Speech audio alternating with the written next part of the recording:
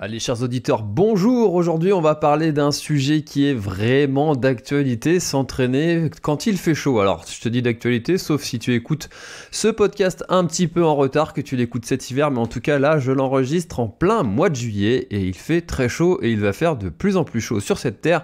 Alors, continuer à savoir s'entraîner quand il fait chaud, et ben, ça commence à devenir de plus en plus utile. Alors, cette spécificité de l'entraînement, c'est quelque chose que j'ai pu expérimenté lors de mon premier ultra trail avec cette déshydratation que j'ai connue sur le GRP, que j'ai pu surmonter, et Stéphanie Jiquel sur l'ultramarin a elle aussi expérimenté les méfaits de la déshydratation et des effets de la chaleur lors d'une épreuve sportive. Elle a su surmonter ça, mais ça n'a pas été sans mal. Donc savoir quels sont les signes, comment les surmonter, eh bien c'est tout ce que tu vas apprendre dans ce podcast. Alors déjà, remerciement à Run Motion Coach qui est partenaire du podcast en 2023. Run Motion Coach, c'est l'application que j'utilise pour préparer mes objectifs depuis quand même pas mal de temps maintenant. Et il y a eu plus de 400 personnes qui ont utilisé Run Motion sur l'ultramarin justement. Et donc ça fait quand même pas mal de personnes qui commencent à faire confiance à Run Motion Coach pour pouvoir aller s'entraîner. Et vous êtes aussi de plus en plus nombreux à avoir utilisé le code promo La Planète Trail pour avoir 5€ d'économie sur votre abonnement premium. Voilà, donc n'hésitez pas à me faire un petit retour sur votre utilisation et savoir ce que vous en avez pensé vous aussi, parce que je n'ai pas la parole sainte. N'est-ce pas, chers auditeurs? Si vous aussi vous aimez ça, témoignez, donnez-moi un petit témoignage, je le partagerai avec grand plaisir sur le podcast. Voilà, alors je vous ai partagé ma petite expérience de la déshydratation et des effets de la chaleur. Alors il faut savoir que je supporte plutôt bien quand même la chaleur, je préfère la chaleur au froid avec mon petit syndrome de Raynaud, mais c'est quand même un sujet qui concerne tous les coureurs. Pourquoi? Parce que il y a la chaleur, c'est quand même quelque chose qui peut avoir certains risques, certains dangers liés aux effets de la chaleur sur le corps. Alors comment fonctionne notre corps ? D'abord, il est important de rappeler que le corps humain doit se maintenir à une température interne autour de 37 degrés, et pendant l'exercice, eh bien, le corps va produire de la chaleur et utiliser tout un tas de mécanismes pour évacuer le surplus de chaleur, principalement par la transpiration, mais aussi par la dilatation des vaisseaux sanguins en surface de la peau. Alors quand vous allez transpirer, les petits pores de la peau, ils vont se boucher, et donc moi ce que je vous recommande, c'est de bien vous hydrater les bras. N'hésitez pas à vous mouiller les bras si vous pouvez, c'est quelque chose qu'a fait Vivien Laporte aussi sur l'ultramarin. À l'arrivée, on l'a vu prendre une petite douche et il a dit que c'était pour justement faire en sorte que la chaleur s'évacue mieux. Alors l'impact de la chaleur, c'est que la température extérieure donc augmente, donc le corps a de plus en plus de mal à se refroidir efficacement. La chaleur va aussi provoquer une augmentation de la température corporelle, ce qui peut conduire à des problèmes tels que la déshydratation, les crampes aussi. Beaucoup de personnes connaissent les crampes. Personnellement, c'est quelque chose que j'ai jamais connu, mais quand je vous vois tous souffrir sur les bords des sentiers, j'ai franchement pas envie de connaître ça un jour. L'épuisement aussi, dans de cas extrême, le coup de chaleur qui peut parfois même être mortel. Voilà, donc c'est quand même quelque chose avec lequel il ne faut pas rigoler. Et donc les effets spécifiques à la course à pied, eh bien c'est que pendant qu'on court, quand on fait du sport, on va produire de la chaleur par le corps en raison de l'effort physique. Combiné à la température extérieure qui est élevée, eh bien ça peut accroître le risque de problèmes liés à la chaleur. Et donc la course à pied est un exercice d'endurance. Eh bien les coureurs sont souvent exposés à la chaleur pendant de plus longues périodes, ce qui peut aggraver les effets de la chaleur. Alors je suis un peu dramatique depuis le début, mais on va voir qu'il y a tout un tas de solutions qui existent quand même pour contrer tous ces petits effets de la chaleur. Alors l'importance de l'acclimatation, il faut au moins 10 jours pour s'acclimater. Et qu'est-ce que c'est que l'acclimatation ? Eh bien c'est de s'exposer tranquillement à la chaleur, progressivement, ça pendant pour rester, et tout en restant vigilant pour respecter certaines précautions et éviter les problèmes de santé liés à la chaleur. Donc c'est ça l'objectif de l'acclimatation. Si vous avez une épreuve qui se fait dans de fortes chaleurs, l'idéal va être de s'acclimater en amont de cette épreuve. Typiquement, si vous allez faire le marathon des sables, idéalement c'est de pas arriver la veille et hop de partir tout de suite à 50 degrés quand tu viens de Suède. Voilà, donc c'est quelque chose qui peut paraître logique, mais il faut une dizaine de chaleurs pour le corps de s'adapter à cette chaleur, sachant que le corps s'adapte à tout. Mais il faut connaître les signes de la déshydratation, du coup de chaleur. Les signes de la déshydratation, ça va être, donc, ils peuvent être un petit peu subtils parfois avec une sensation de soif, mais est-ce que c'est une soif qui est due à une déshydratation ou juste parce que tu as soif et que tu as besoin de te réhydrater juste un tout petit peu? C'est assez subtil, tu vas avoir la bouche sèche, diminution des performances, fatigue plus importante que d'habitude, et si la déshydratation continue, il va y avoir d'autres symptômes qui vont apparaître comme des maux de tête, une faiblesse musculaire, une peau sèche et froide aussi, des vertiges et de la convulsion jusqu'à l'évanouissement. Et donc tout à l'heure je le disais, vous allez avoir aussi des crampes qui vont être dues à la chaleur, ce qui peuvent être parfois soudaines, intenses et qui peuvent survenir pendant ou après l'exercice intense par un temps chaud. Voilà, donc l'épuisement, ça c'est quelque chose, c'est l'autre étape qui est juste après. Donc ça va être des conditions qui peuvent être un peu plus sérieuses, hein, qui peuvent se produire si on ne traite pas la déshydratation.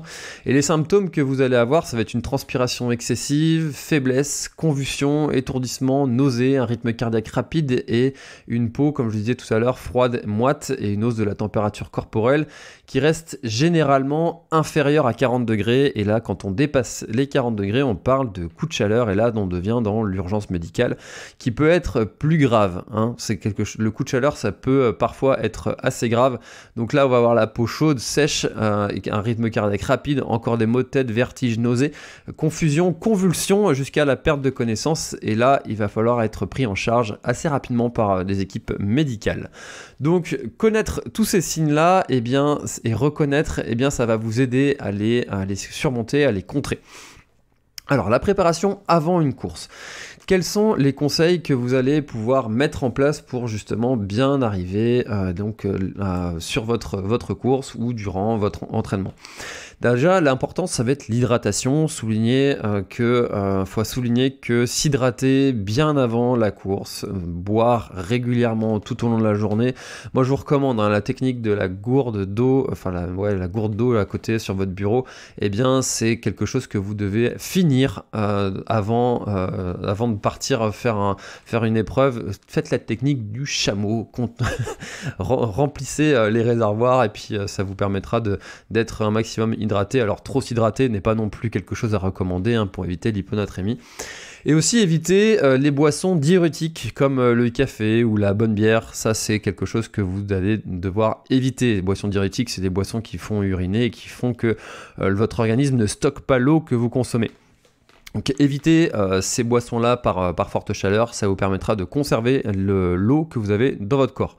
Ensuite, l'alimentation, privilégiez les aliments riches en électrolytes comme le potassium, sodium, et ça va vous aider à compenser ceux qui vont être perdus par la transpiration. Vous voyez, quand vous avez transpiré, des fois quand ça sèche, vous voyez des traces de sel sur la peau.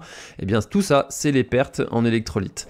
Aussi, forcément, privilégier les fruits, légumes frais, les noix, les graines, toutes ces petites choses-là qui sont à consommer au quotidien, ça vous aidera à surmonter les fortes chaleurs. Ensuite, évitez les aliments, les repas lourds juste avant d'aller courir pour avoir ça pourra vous éviter d'avoir quelques problèmes digestifs. Enfin, l'équipement par temps chaud aussi, c'est quelque chose qui peut paraître logique, mais privilégier les vêtements légers, respirants et de couleur claire, car ceux-là réfléchissent la lumière, contrairement aux vêtements noirs qui vont avoir tendance à attirer la lumière du soleil. C'est pour ça que les ours blancs ont la peau noire, parce que ça attire la chaleur.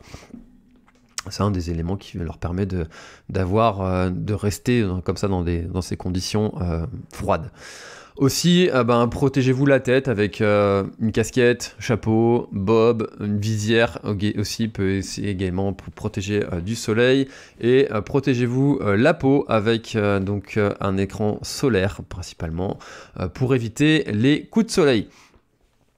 Aussi, donc, si c'est possible, ça c'est pas toujours possible, planifiez votre course aux heures les plus froides de la journée.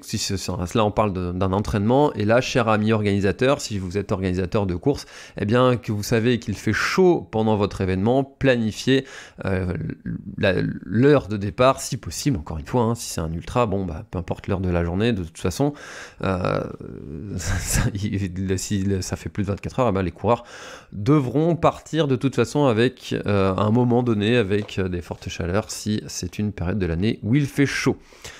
Pendant la course, adaptez votre rythme parce que si jamais vous allez à un rythme trop important, la chaleur va avoir un impact sur vos performances et donc vous ne pourrez pas courir aussi vite ou aussi longtemps que d'habitude. Et donc, je vous recommande de ralentir pour maintenir un rythme qui semble confortable et surtout d'écouter votre corps. Faites attention aux signes qu'il vous envoie et ça, c'est essentiel. Et si vous vous sentez épuisé, étourdi ou que vous avez les crampes, ralentissez absolument pour faire refroidir la machine complètement. N'hésitez pas même à prendre des pauses si c'est nécessaire pour pouvoir vous reposer et vous rafraîchir. Prenez le temps de vous hydrater, de vous rafraîchir avec de l'eau sur les artères principales, donc à l'entrejambe, sous les bras, la nuque. Évitez de vous asperger d'eau fraîche si vous êtes en coup de chaud, parce que si vous faites un coup de chaud, donc une hyperthermie, et que vous vous aspergez d'un coup d'eau fraîche, imaginez que vous plongez dans un bain froid, et bien là vous risquez l'hypothermie, donc l'inverse, vous allez avoir trop froid. Donc là, pour le coup, c'est pas ce qu'on recherche. Non, on recherche à réguler tranquillement et progressivement le corps si possible. Donc aussi faites des techniques de respiration qui peuvent être bénéfiques pour apporter aussi un refroidissement progressif du corps et une diminution du rythme cardiaque et donc mieux gérer la chaleur. On le disait tout à l'heure, l'importance de l'hydratation avant l'événement, évidemment, c'est aussi important pendant l'événement. Pour éviter les pertes hydriques, enfin pour limiter les pertes, pour compenser, pardon, j'ai du mal à trouver mes mots aujourd'hui, pour compenser les pertes hydriques pendant l'exercice, et donc vous pouvez boire de l'eau, et aussi des boissons riches en électrolytes pour compenser. Donc l'hydratation, personnellement, moi j'utilise pas les techniques de mettre sa montre à sonner toutes les 10 minutes. Ça, j'utilise ça au début, plus maintenant. Je bois quand j'ai soif et ça marche très très bien. Ça évite aussi de trop boire et du coup d'occasionner des problèmes digestifs. Donc les boissons pour sportifs, donc ça va compenser les pertes en électrolytes et c'est aussi à ça que ça sert. Donc, mais parfois, ça peut aussi être un petit peu écœurant au fur et à mesure que les kilomètres avancent et que le temps de course progresse. Donc voilà, c'est quelque chose que vous pouvez alterner entre la boisson d'effort et la boisson normale. Aussi, vous pouvez sur les ravitaillements prendre des boissons pétillantes, s'il y en a, type Saint-Yor, qui sont elles aussi riches en électrolytes. Donc l'hydratation après la course aussi, important de bien s'hydrater, continuer à s'hydrater après la course. Ayez votre petite bouteille toujours à la main et puis buvez régulièrement pour compenser ces pertes-là. Ayez quand même toujours un œil sur les signes de surchauffe d'après-course. Donc voilà, écoutez votre corps, il y a plein de signes à surveiller, comme on a dit, c'est toujours les mêmes, donc fatigue, maux de tête, étourdissement, confusion, rythme cardiaque rapide, si le rythme cardiaque est toujours rapide même après l'épreuve, là ça commence à être un signe qui est quand même à prendre en compte. La respiration aussi, les nausées, vomissements, crampes, tous ces signes-là, avec la peau aussi chaude, sèche. Tous ces signes-là sont des choses qui sont à prendre en compte et à écouter. Écoutez votre corps, apprenez à écouter les signaux. Et aussi l'importance de se refroidir, d'aller à l'ombre, allongez-vous, buvez de l'eau, refroidissez-vous tranquillement, un petit jet d'eau comme ça sur la tronche. Ça fait toujours du bien et surtout n'hésitez pas à aller prendre conseil avec l'équipe médicale si vous en sentez le besoin. Récupérer tranquillement pendant un jour ou deux, juste après des épreuves qui sont intenses, fortes. Gardez-vous ce temps de récupération, ce sera intéressant et utile. Voilà, c'était mes conseils. Alors, continuez à vous entraîner. Si jamais vous avez des températures qui sont vraiment trop chaudes, là, il va falloir varier les heures à laquelle vous allez vous entraîner et surtout, prenez soin de vous, écoutez votre corps, attention aux signaux qu'il vous envoie parce que le coup de chaud, quand ça tombe dessus, ça fait tout drôle, la déshydratation aussi. Donc attention à vous, faites attention, mais surtout continuez à vous bouger, à faire du sport. C'est quand même la principale chose qu'il faut retenir de ce podcast, mais tout en écoutant son corps. Voilà, et écoutez, je vous laisse avec ça. Merci encore une fois à Run Motion Coach d'être partenaire du podcast cette année.